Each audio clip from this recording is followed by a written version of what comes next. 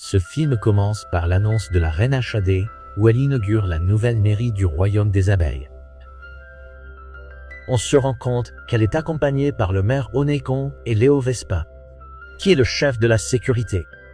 Cet événement est diffusé dans l'émission Volador TV, où le journaliste commente également qu'il y a une tempête de poussière verte qui est très dangereuse.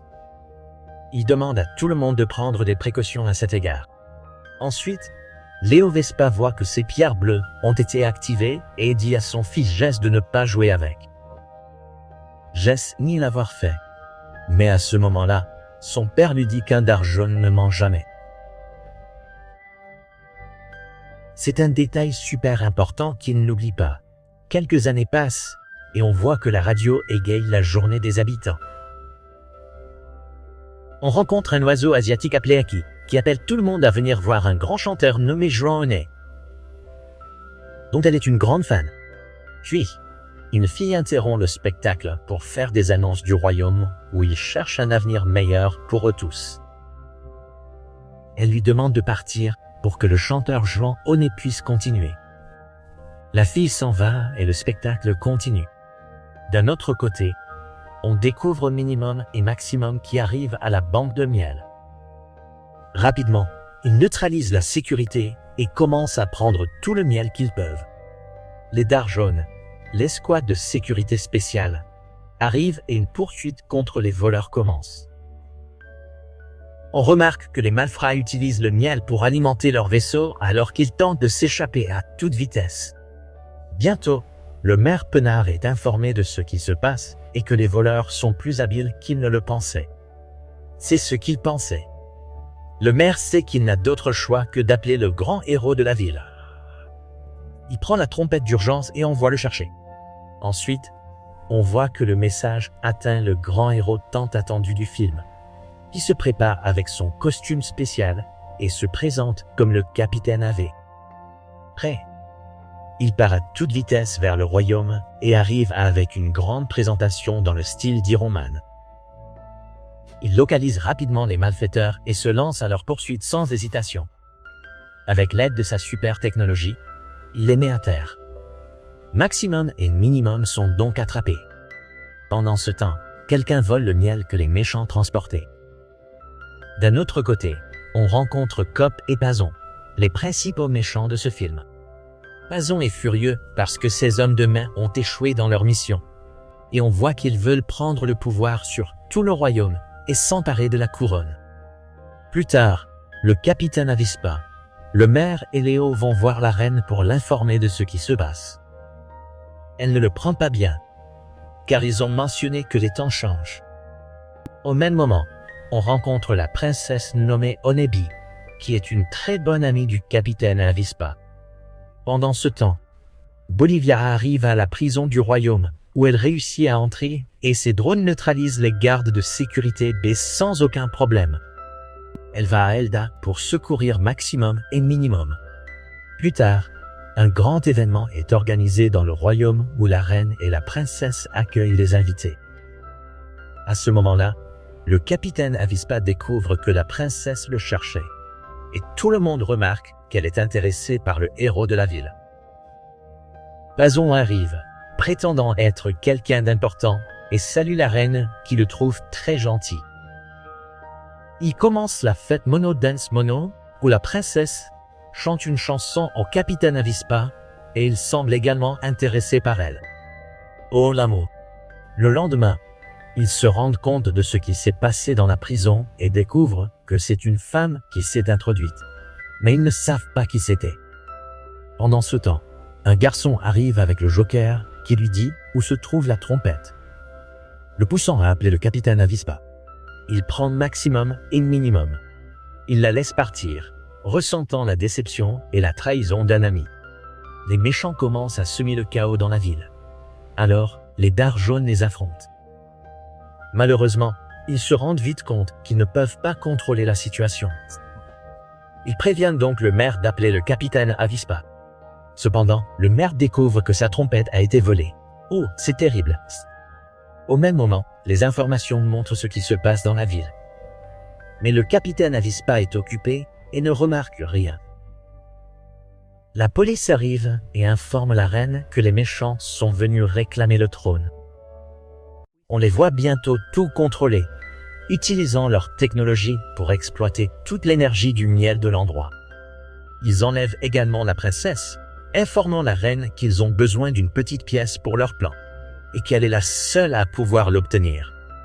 Pendant ce temps, dans le repère du capitaine Avispa, quelqu'un réussit à lui faire regarder les informations. Il se précipite immédiatement vers la ville où il aide les autorités et le bébé Gap. Le capitaine Avispa se rend compte qu'il y a beaucoup de destruction. Alors il continue furieusement à combattre les robots. Il découvre ensuite que la princesse a été enlevée. Il va voir la reine qui lui rappelle que son père était un grand héros. On voit un souvenir de son père, le général Léo, qui quelques années plus tôt avait sauvé le royaume d'une tempête de poussière en se sacrifiant. Dans le présent, la reine demande au capitaine Avispa d'être plus prudent. Le capitaine Avispa part à toute vitesse à la recherche de la princesse, en se souvenant de son père. Pendant ce temps, les méchants sont confiants en leur triomphe et forcent la princesse à appeler le capitaine Avispa. Ils découvrent bientôt leur emplacement et arrivent au repère des méchants. Cependant, ils voient que la princesse est sur le point de tomber dans l'eau et se rend compte qu'il ne peut rien faire pendant que les méchants lui disent qu'ils détruiront toutes les abeilles. Ils lui font savoir que s'il veut les sauver, il doit être de leur côté. « Quoi? Je dois faire ça ?» s'exclame le capitaine Avispa. Mais c'est trop tard. Les méchants forcent tout le monde à annoncer que le capitaine Avispa est un traître, faisant croire à tout le monde qu'il est du côté du mal. Pinzon ne tient pas sa parole et piège le capitaine Avispa, voulant continuer la destruction. Pendant ce temps, les autorités se préparent au pire, mais la reine leur dit que c'en est assez et de se préparer à la reddition. Pinzon se prépare à prendre la ville, mais après quelques pannes techniques, il semble prêt.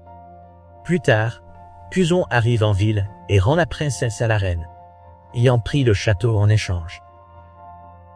Les robots commencent à envahir les lieux, et les autorités tentent de se défendre autant qu'elles le peuvent. Le traître, Bombo, se repent et dit toute la vérité à la reine, révélant que le capitaine Avispa a été forcé de mentir. La princesse part rapidement le secourir tandis que la reine prépare ses forces pour défendre le royaume. Le capitaine Avispa est déçu, croyant avoir trahi tout le monde. Il se souvient de son père. Il lui avait dit de ne jamais mentir. À ce moment-là, la princesse arrive, essaie de lui remonter le moral et lui rappelle tous les conseils que son père lui a donnés. Le capitaine Avispa se remet vite, se libère de ses liens et sort de sa cellule à toute vitesse, prêt à sauver la ville. Les dards jaunes luttent contre les robots, mais le capitaine Avispa arrive et commence à gagner du terrain contre les méchants. Pendant ce temps, la princesse et Bombo, le traître, vont à la chaîne d'information de la ville et montrent la vidéo de la vérité, lavant le nom du capitaine Avispa. Pinzon, mentionnant calmement que cela n'a pas d'importance, révèle que leurs robots sont chargés de la poussière verte d'auparavant. Ils libèrent toute la poussière pour contaminer la ville et met même à terre le capitaine Avispa. Bombo, l'un des rares à porter un masque, veut aider le capitaine. Il l'envoie vers son vaisseau où Bombo active les ventilateurs et commence bientôt à débarrasser la ville du grand nuage de poussière. Grâce à cela, tout le monde commence à se rétablir. Réalisant que son plan échoue, Pinzon s'enfuit, abandonnant même la police, qui est attrapée par les autorités. La reine arrive pour récupérer la couronne qui lui a toujours appartenu. Alors que le général informe la reine que presque tout est sous contrôle, il leur reste encore quelques petites choses à régler. Il capture rapidement Maximum et Minimum, leur faisant savoir qu'ils n'ont aucune issue. Au même moment, il remarque que Pinzon s'échappe. Alors le capitaine Avispa se lance à sa poursuite. Il atteint une zone très étrange à la périphérie de la ville et découvre beaucoup de technologies maléfiques. Là, Pinzon contrôle un méga robot, rappelant les Power Rangers, et dit au capitaine Avispa qu'il ne pourra pas l'abattre, préparant le terrain pour l'affrontement final. Après un échange intense, le robot attrape le capitaine Avispa et le met bientôt à terre, prévoyant de l'écraser pour s'assurer la victoire. Cependant, Le capitaine Avispa s'échappe et l'affrontement continue.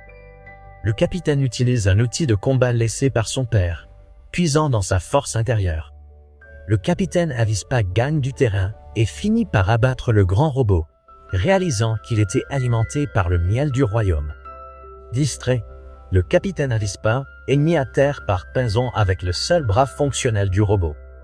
Alors que Pinzon s'approche pour en finir, le capitaine Avispa rassemble l'énergie qui lui reste et continue de se défendre. L'affrontement est intense, mais le capitaine Avispa prend finalement son bâton et gagne la bataille, vainquant enfin le maléfique Pinzon. Le capitaine Avispa retourne au royaume pour s'assurer qu'il n'y a plus de robots. Avec le maire et le général, ils informent la reine que la ville est en sécurité. En guise de gratitude, la reine honore ceux qui ont aidé à sauver le royaume. Le capitaine Avispa reçoit la médaille d'or pour sa bravoure, ayant tout donné pour le royaume et ses habitants. Si vous avez aimé la vidéo, voici d'autres recommandations. Passez une excellente journée.